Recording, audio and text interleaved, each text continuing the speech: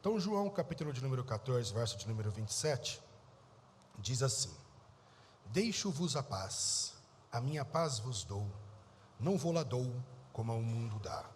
Não se turbe o vosso coração e nem se atemorize. João 16, 33. Tenho-vos dito isto para que em mim tenhais paz. No mundo tereis aflições, mas tende bom ânimo. Eu venci o mundo.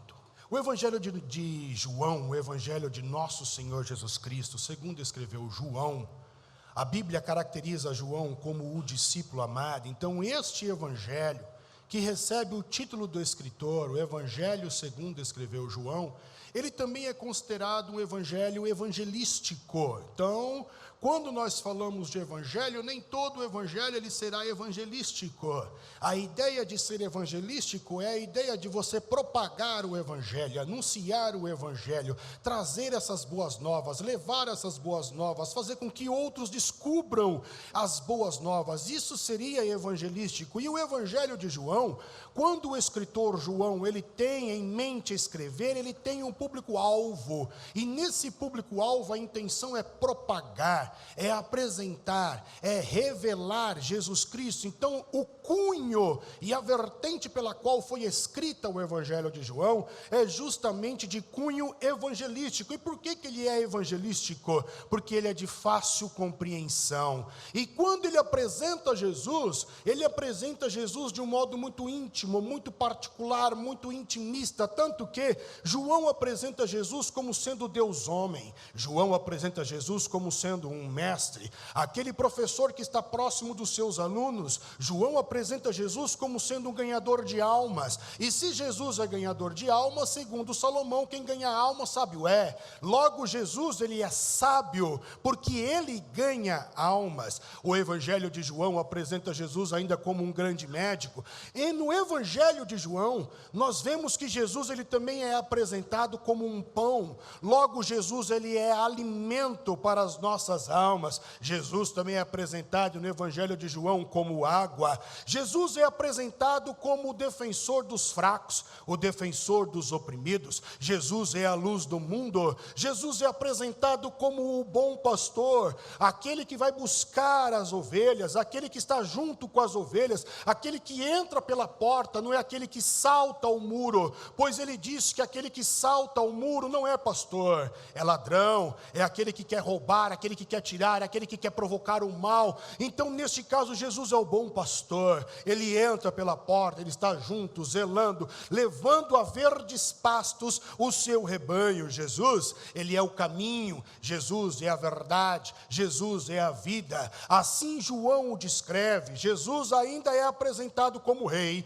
mas também Jesus é apresentado como servo. Jesus é apresentado no evangelho de João como um consolador, é apresentado como a videira verdadeira e ainda como salvador. Então perceba que cada uma dessas nomenclaturas, desses títulos, dessas particularidades do Cristo, fala também de nós. Então se Jesus ele é salvador para quem e de quem? Se Jesus é pão de quem ou para quem? Se Jesus é água viva para quem ou de quem? E logo tudo aquilo que Cristo é, os seus títulos, as suas nomenclaturas, diz respeito a nós. O que é interessante ainda no evangelho de João é que ele também fala da genealogia de Jesus. Se você acha que é só Mateus, capítulo de número 1, e Lucas, capítulo de número 1, que vai descrever a genealogia de Jesus, você está enganado. O único evangelho que não apresenta a genealogia de Jesus seria o evangelho de Marcos. E quando Marcos apresenta Jesus ao mundo, ele apresenta como um servo sofredor, aquele servo de orelha furada. E o servo escravo, no sentido de servo aqui, porque na verdade era um escravo, esse que está preso, ele não tem direito. Quem é o escravo? O escravo é o que não tem direito a nada. Logo, direito, nem mesmo de ser mencionada a sua genealogia, ele terá direito. E Jesus é apresentado em Marcos dessa forma, diferentemente de Mateus, diferentemente de Lucas e diferentemente de João. No Evangelho de Mateus, a genealogia de Jesus vai de Jesus segundo José, o pai de Jesus. Já no Evangelho de Lucas, a genealogia de Jesus é de Jesus segundo Maria. No Evangelho de Mateus, já é de Jesus a Abraão. E no Evangelho de Lucas, é de Jesus a Adão. Então, no Evangelho de Mateus, nós vamos ver que Jesus faz parte dos judeus, do patriarcalismo, é dessa raiz. Entretanto, no Evangelho de Lucas, Jesus também é humano, por isso ele é derivado de Adão, ele vem de Adão. E no Evangelho de João? No Evangelho de João, nós vamos ver que João, quando descreve a genealogia de Jesus, já apresenta Jesus segundo o Pai. A raiz de Jesus vem do Pai eterno, e o seu período sequencial de genealogia é a eternidade. É o que João escreve no capítulo de número 1 e verso de número 1, quando ele diz assim: no princípio era o Verbo, e o Verbo estava com Deus, e o Verbo era Deus. Ele estava no princípio com Deus. Do que João está falando? Jesus tem uma raiz. Jesus estava no princípio, Jesus é Deus, e Jesus estava no princípio com o Pai.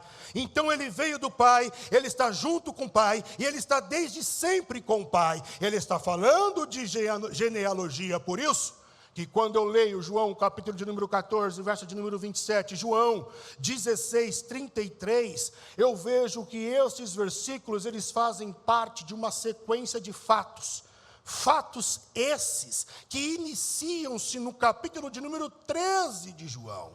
Do capítulo de número 13 de João até o capítulo de número 17, nós vemos uma sequência de fatos onde João 14, 27 e João 16, 33 estão inseridos. João capítulo de número 13 é o capítulo que Jesus ele resolve lavar os pés dos discípulos. Os discípulos se escandalizam, acham isso estranho, afinal de contas ele é mestre, afinal de contas ele é rabi, afinal de contas ele é Messias, e no entanto ele está servindo, ele está ocupando o papel de servo, está servindo ali os apóstolos. Depois desta sequência, ainda no capítulo de número 13, Jesus ele serve a ceia. E na ceia, que era para ser um momento agradável, Jesus anuncia que um daquelas pessoas que estavam ali iria trair Jesus, e Jesus provoca um furdúncio, um celeuma, uma discussão no meio dos discípulos. No João, capítulo de número 14, aí já encontramos Jesus então dizendo que o tempo dele está acabando, ele vai partir, ele não vai ficar aqui. E por causa disso os discípulos agora começam a ficar tristes. E ele diz: eu vou, mas eu volto, e não vou deixar vocês órfãos. Eu vou enviar o Consolador. No capítulo de número 15, Jesus agora diz que ele é a videira verdadeira. E se você que é o ramo, se eu que sou o ramo, se os discípulos que são os ramos, onde o fruto fica pendurado para dar fruto, nós temos que estar ligado na videira. Então perceba que existem muitas pessoas dentro da igreja, são membros da Lagoinha São Miguel Paulista, mas não produzem o fruto do amor, não amam a mulher, não amam o filho, não amam a si mesmo. Muitos estão dentro da igreja, mas não estão ligados em Jesus, não estão presos no ramo, logo não conseguem produzir frutos de generosidade, frutos de partilha, frutos de amor, de companheirismo, de compreensão, não consegue. Então perceba, fazer parte de uma instituição e comunidade religiosa como esta, não tem nada a ver a estar ligado com Cristo. Estar ligado com Cristo produz determinados frutos, e esses frutos a Bíblia diz que produz vida, é vida. Estar numa igreja, tocando, cantando, orando, pregando ou fazendo qualquer outra coisa não significa que você está produzindo frutos de vida. Estar em Jesus é uma coisa, e Jesus diz, se vocês querem terem sucesso no ministério, quer crescer, quer com que isso se floresça, se expanda, tenha frutos, tenha resultados, vocês têm que estar ligados em mim. Não é na instituição, não é no CNPJ, não é na placa da igreja. Se você quer ser um esposo amoroso, tem que estar ligado em mim. Se quer ser um pai fraternal, amigo, tem que estar ligado em mim. Se quiser ser uma boa companheira, tem que estar ligado em mim. Se quiser não ser preso pelo dinheiro, tem que estar ligado em mim. Não é na religião, não é na placa da igreja. Aí entramos então em João capítulo de número 16. Em João capítulo de número 16, Jesus ele dá as últimas recomendações para os apóstolos, finalizando em João 17, onde Jesus ele faz uma oração. Agora eu queria que você imaginasse, tenta imaginar você visitando um grupo de parentes que há muito tempo você não visita, não vê, não conversa, mas ama, sente falta, porque já teve ali a intimidade, cresceram junto, e aqueles parentes fazem parte da sua vida e você sente falta. Então você separa um momento da tua vida, do teu ano, para visitar esses parentes, e você vai.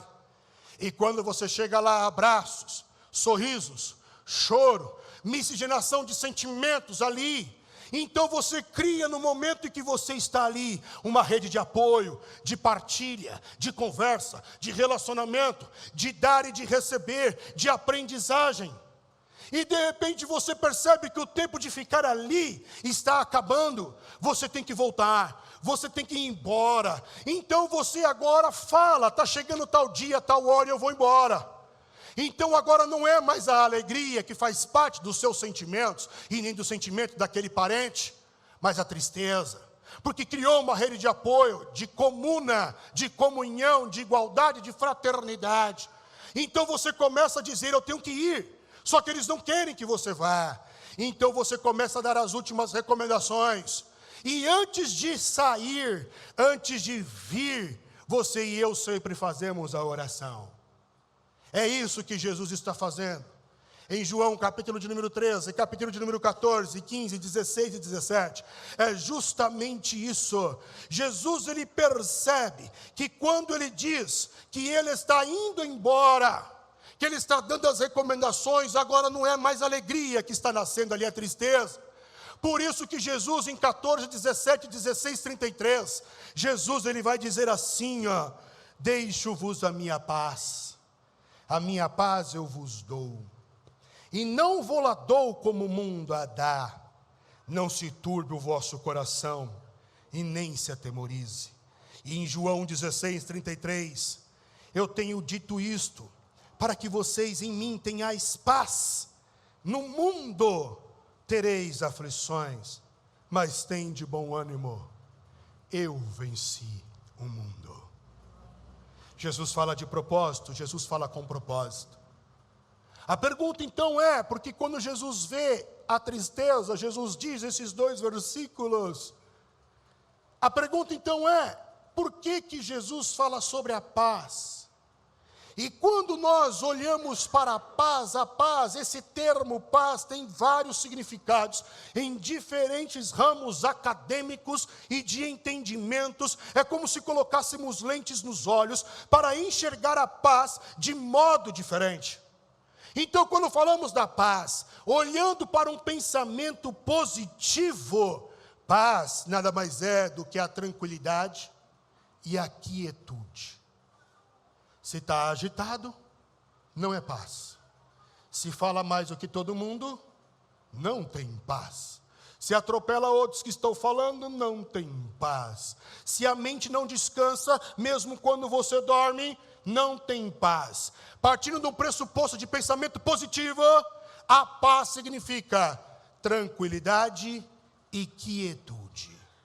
No pensamento negativo, a lente negativa do termo, paz já significa a ausência de acordos, por isso a guerra. Por que a guerra? Porque ninguém cede. Por que a guerra? Porque não há acordos. A partir do momento que Rússia e Ucrânia fizeram acordo, acaba a guerra. Enquanto não tiver acordo, então nós continuaremos tendo guerras.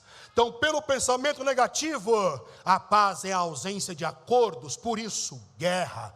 Pensamento político, quando olhamos para a paz no sentido político, a paz já parte de um pressuposto de uma relação mútua, onde no ambiente social há interação de igualdade, de boas relações. Pensamento político. Dentro de um pensamento filosófico, aí já encontramos a paz como a capacidade de representar a ambição de todos sem provocar conflito. Por isso, pensamento filosófico é a capacidade de expor a ambição de todos sem gerar conflitos. E o pensamento religioso de paz é a saudação. Como é que você cumprimenta alguém? Paz. Quando você manda uma mensagem para alguém da igreja e vai tratar alguma coisa, paz, irmão, graça e paz. Quando alguém sobe aqui, graça e paz, bom dia. Então, quando olhamos para as religiões do mundo, nós vamos ver que no ambiente religioso, nessa fraternidade e irmandade, a paz é uma saudação. E qual que é a ideia da saudação por trás da saudação de paz? A ideia por trás da saudação de paz é que, quando eu encontro você, eu tenho que passar o que no mínimo eu tenho. E o que se espera que o cristão, um religioso, no mínimo ele tenha? Paz. É o mínimo que se espera de uma pessoa frequentadora de uma religião, principalmente cristã. Você vai dar bom dia para alguém? O dia está bom? Bom dia só sou para você. Para mim não está bom. Eu acordo todo dia antes das 6 da manhã. E vou trabalhar e chego, 2 horas, 3 horas no trânsito. Então, se para você está bom, que bom que está bom para você. Mas para mim não está bom.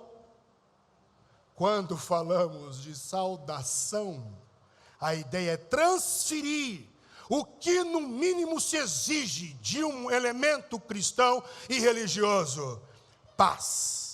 Por isso que é relevante falarmos sobre a paz. E por que é relevante falarmos sobre a paz? Porque as famílias que compõem a sociedade, as famílias que compõem um ambiente cristão como esse, parece que estão em constantes conflitos e desentendimento. Parece que nós não conseguimos mais nos respeitar. Parece que os filhos não entendem e compreendem os pais. E parece que os pais não entendem e compreendem os filhos. E ainda vou além. Parece que o marido não é mais tolerante com a esposa. Que mulher chata!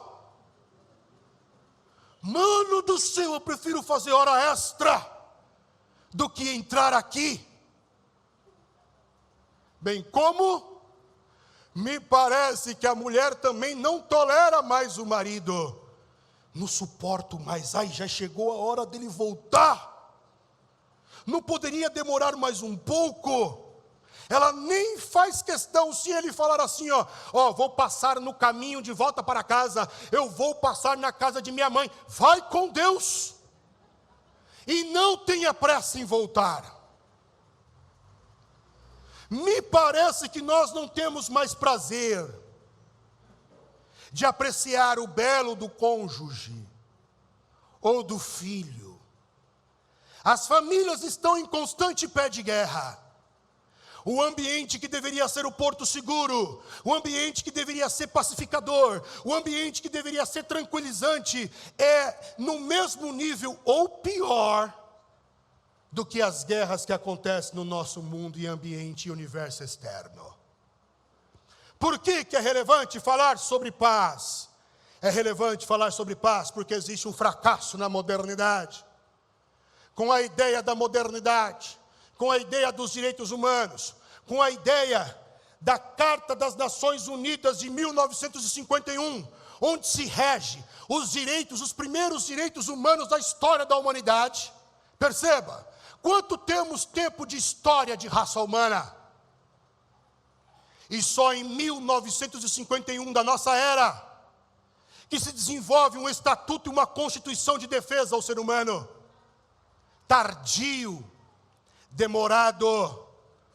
Então, quando falamos da modernidade, esse mundo global, esse mundo globalizado, ele esperava a tolerância, porque agora todo mundo tem o seu território, todo mundo tem a sua legislação, todo mundo está fazendo parte de um regimento de defesa de direitos humanos, só que a tolerância ainda não existe, mesmo com defesa aos direitos humanos, sem contar as crescentes e emergentes guerras tribais, étnicas, religiosas e políticas que estão acontecendo e continuam ainda a acontecer, e ainda há rumores de outras que irão acontecer.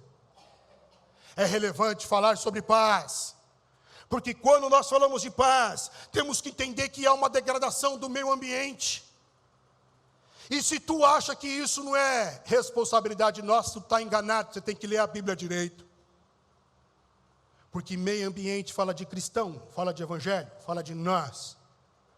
Porque quando Deus cria o homem, Deus outorga ao homem Adão, e Adão é a representatividade de toda a raça humana, independente de cultura, de credo, de fronteira. Ele é a representatividade de toda a raça humana, inclusive dos cristãos, e Deus dá a Adão, a raça humana, a mordomia do meio ambiente. Então eu não posso ficar calado, eu não posso tolerar quando o meio ambiente lhe é degradado em prol da economia, em prol do capitalismo. Eu não posso tolerar uma coisa dessa. Que mundo vamos deixar para os nossos filhos? O que é que vai sobrar do meio ambiente para os nossos netos? O que é que vai ficar desse mundo para os nossos bisnetos? Meio ambiente, cuidar da água, da energia, da reciclagem, fala de nós também. Por que é relevante falar da paz? Porque existe um discurso contrário à prática. O discurso que se prega, politicamente falando, é sobre paz, mas a preparação, o avanço, é sobre armas nucleares. Israel, Irã, Índia, Coreia do Norte, Rússia, Inglaterra, estão criando em massa ogivas nucleares. Eu te pergunto, para que se faz arma? Arma é sinônimo de vida? Bomba é sinônimo de vida? A bomba vai gerar vida? Vai crescer explodindo bomba, matando pessoas? Não, arma é sinônimo de morte. Por isso que é relevante falarmos sobre a paz. E quando eu digo isto, eu trazendo para os textos que lemos, é num ambiente similar que Jesus, ele diz, João 14, 27, João 16, 33. E por que eu digo um ambiente similar? Simples, irmãos. Porque quando olhamos para o contexto histórico, cultural de Jesus, dos discípulos, da igreja primitiva, eles viviam num ambiente chamado de Pax Romana, a paz de Roma. Uma pseudo-paz, uma paz que deixava um rastro de sangue, uma paz que deixava mulheres viúvas, uma paz que deixava filhos órfãos. O luto era a marca da paz romana. A prisão era a marca da paz romana. A opressão era a marca da paz romana. A segregação, a escravidão era as marcas da paz romana. É num ambiente como esse que Jesus olha para os seus discípulos, um ambiente de caos instaurado, um ambiente de aflição, um ambiente de agonia, que Jesus olha para eles e diz: eu vos deixo a minha paz vos dou, e não vou-la dou como o mundo a dá. Que mundo? O mundo do Império Romano. E todas as nações que seguem os passos do Império Romano, da opressão, da guerra, da morte, da prisão, da escravidão, faz parte do Império Romano. É deste mundo que Jesus está falando, inclusive deste mundo contemporâneo que nós vivemos, porque no mundo contemporâneo que nós vivemos é justamente um reflexo do mundo do passado. É neste ambiente similar que Jesus é contra a paz do mundo e oferece a sua paz aos seus discípulos. Por isso Paulo, quando ele escreve em Romanos capítulo de número 8, verso de número 6, Paulinho escreve algo fundamental. Por isso admiro este apóstolo, e ele diz assim, em Romanos 8, 6, a mentalidade da carne é morte. Dá uma olhada no verso que Paulo escreve. A mentalidade da carne é morte, mas a mentalidade do Espírito é vida e paz. O que é que Paulo está falando? Esse sistema instaurado de política, de opressão, de escravidão, de invasão, de domínio, de segregação, de exploração vai gerar morte. Morte psicológica, morte ambiental, morte de outras etnias, morte de outras raças, vai gerar morte. Essa é a mentalidade de uma natureza caída, essa é a mentalidade de uma natureza pecaminosa, essa é a mentalidade de uma mente que está governada pelo seu próprio ego, pela sua própria arrogância, pela sua própria individualidade. Esta é a mentalidade da carne. Mas nós não somos assim. Nós somos do Cristo. E do Cristo nós temos o Espírito Santo, e o que o Espírito Santo traz é a mentalidade do Cristo, e a mentalidade do Cristo é vida e paz. Esta é a mentalidade do Cristo. A pergunta: por que Jesus trouxe a paz? Porque quando você olha para Jesus ele era mestre, então ele poderia ter deixado aí literatura. Como todo mestre, ele vai colocar as suas ideias, as suas imaginações, e ele vai colocar isso nas páginas, e vai propagar para ficar eternizado, mas Cristo de si nada escreveu. Cristo não falou, escreve aí de mim, Mateus, porque eu estou recebendo um insight aqui agora, e eu vou falar no sermão do monte, a parábola X, Y ou Z, escreve aí, Mateus. Jesus não faz isso. Jesus poderia ter deixado literaturas, como mestre, rabi, importante em Israel. Por que é que Jesus não deixou posse, prosperidade, riqueza, para que a igreja iniciasse o seu projeto de expansão sem problemas financeiros? Mas também não é o que Jesus deixa. Por que que Jesus deixa paz? E acredito que a resposta é muito óbvia. Jesus, ele deixa a paz, porque dinheiro nenhum é capaz de comprar a tranquilidade em momentos de aflição, caos, guerra. Jesus deixa a paz, porque diplomas nenhum são capazes de oferecer para você sossego em momentos de guerra, de aflição, de angústia.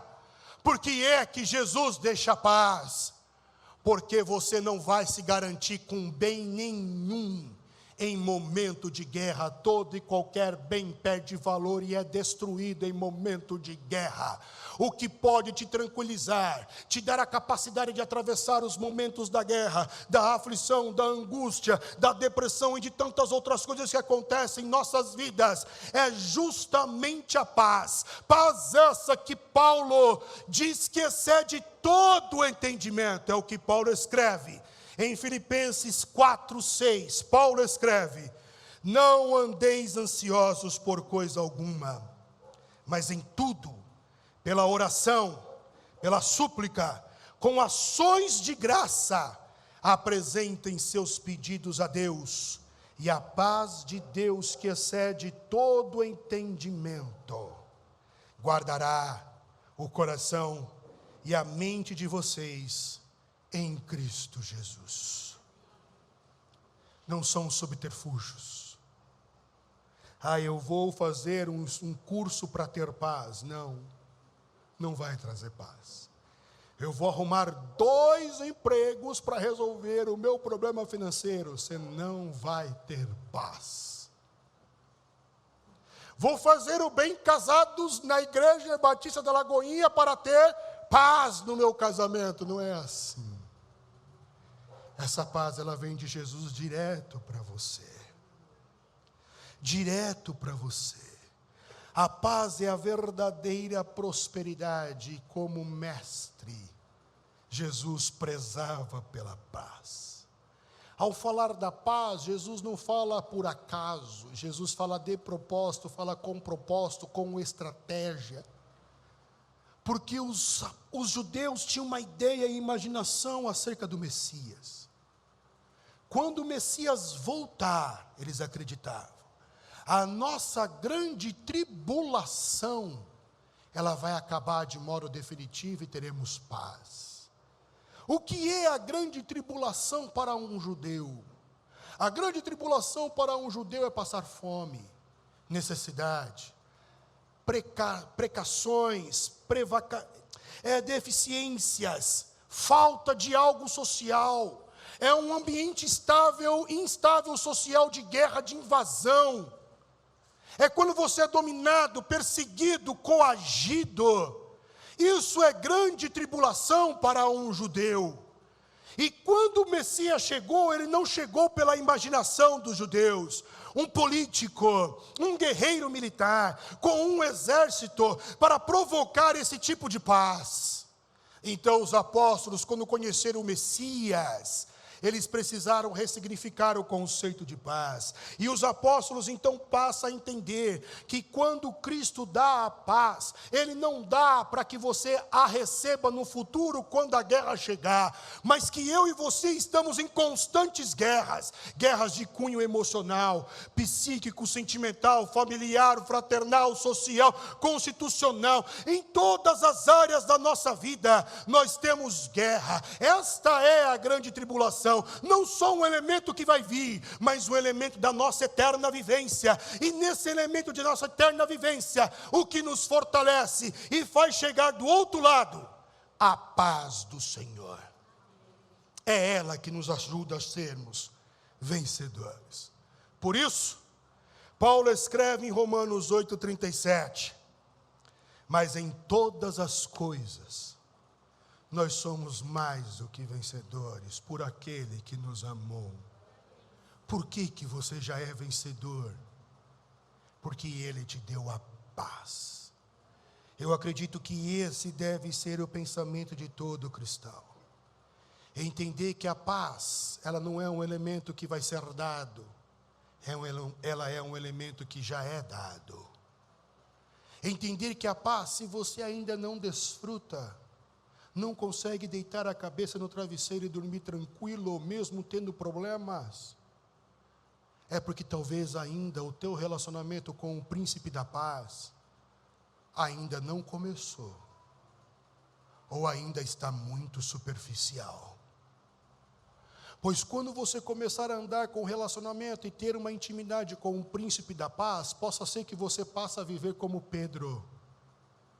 Pedro foi caçado, perseguido e preso, grande tribulação. E este Pedro agora que foi preso, recebe a notícia: amanhã a essa hora você vai estar morto. E Pedro poderia então optar em se escandalizar, em duvidar de Deus, da proteção de Deus. Pedro poderia agora então ficar temeroso, ficar perturbado, com medo, com receio. Mas segundo Lucas, em Atos, esse Pedro, que tinha um relacionamento com o príncipe da paz, ele tem tanta paz, que ele dorme. Como eu não consigo dormir lá fora, porque todo mundo é o tempo inteiro me chamando no WhatsApp, Pastor Pedro, Pastor Pedro, Pastor Pedro, e eu não consigo descansar, e todo mundo falando comigo. Então agora Pedro, na prisão, aproveita para dormir, porque andou com o príncipe da paz. Como Paulo, se eu continuar vivo, de boa. E se eu morrer, também de boa. Porque para mim, o viver é Cristo. E o morrer é ganho, é lucro. O texto lido pela pastora Ângela aqui no ofertório é lindo. Pedro não se achava escravo da doença. Desculpa, Paulo não se achava escravo da doença. Paulo não se achava escravo de Roma, prisioneiro de Roma. Paulo não se achava com problemas financeiros. Ele não falava que ele era uma vítima disso. Ele dizia que era prisioneiro do Cristo. Só quem tem o príncipe da paz, comunhão com o príncipe da paz, que anda com o príncipe da paz e entende que a paz está disponível agora, é capaz de dizer: eu não sou uma vítima do sistema. Eu não sou uma vítima da doença. Eu não sou. Eu sou um prisioneiro do Cristo. É a mentalidade de quem tem paz. Quem ainda não tem paz, culpa a Deus. Quem ainda não tem paz, culpa o pastor. Culpa a cobertura espiritual. Culpa porque não entregou o dízimo. É o que se culpa. Ainda não entendeu a paz que excede todo e qualquer entendimento.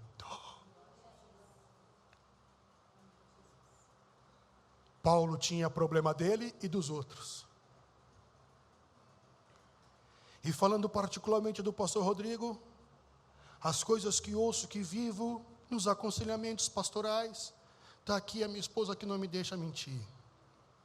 O meu sono é como o de uma criança. Tem coisa que não é minha. Mas quando eu deito, eu sei que não diz respeito a mim. Diz respeito ao Cristo.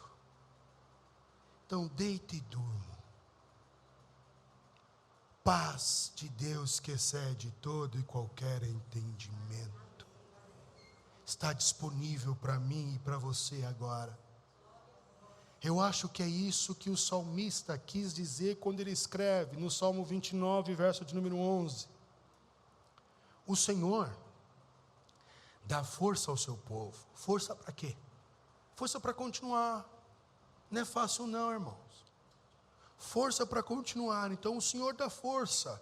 Então para de vitimismo, para de coitadismo, para de se achar que o universo conspira contra a sua vida. Tudo dá errado só para você. Só você vive no mundo. Você é o alvo das flechas de Deus no mundo. Para com isso. O Senhor te dá força. É o que está escrito. E aí então o salmista continua: o Senhor, Ele dá ao seu povo a bênção da paz. Olha só a expressão do salmista. Um país como Israel, que sempre viveu em guerra e está em guerra até hoje, e a guerra nunca vai cessar naquele território. Nunca. E ele diz: o que o Senhor dá não é uma porta aberta, não é eu passar no concurso, não é eu passar no vestibular tal, não é eu ganhar um novo carro, a nova promoção, não é isso que o Senhor está dando. Isso aí é o seguinte: se esforça. Enquanto outros estiverem dormindo, fica acordado e vai estudar. Acorda mais cedo do que o normal, se esforça que eu te ajudo. É assim que diz a Bíblia. Agora, carro, essas coisas não é o que Deus vai dar. O que Deus dá é a bênção da paz. O que é que tu veio buscar? O que é que tu veio ouvir? O que é que tu precisa? Há uma guerra interna, uma guerra externa. Por isso falar da paz é relevante, e a paz é a verdadeira prosperidade. Termino citando novamente os textos de João 14, 27, João 33, 16, 33. Onde Jesus, ele diz para a Lagoinha São Miguel Paulista no culto da manhã: eu deixo a minha paz eu vos dou. E não vou lá dou como o mundo a dá. Não se turbe o vosso coração e nem se atemorize. Tenho-vos dito isto, para que em mim tenhas paz. No mundo, igreja, vocês vão passar por aflições, mas tem de bom ânimo. Eu venci o mundo. Que Deus os abençoe.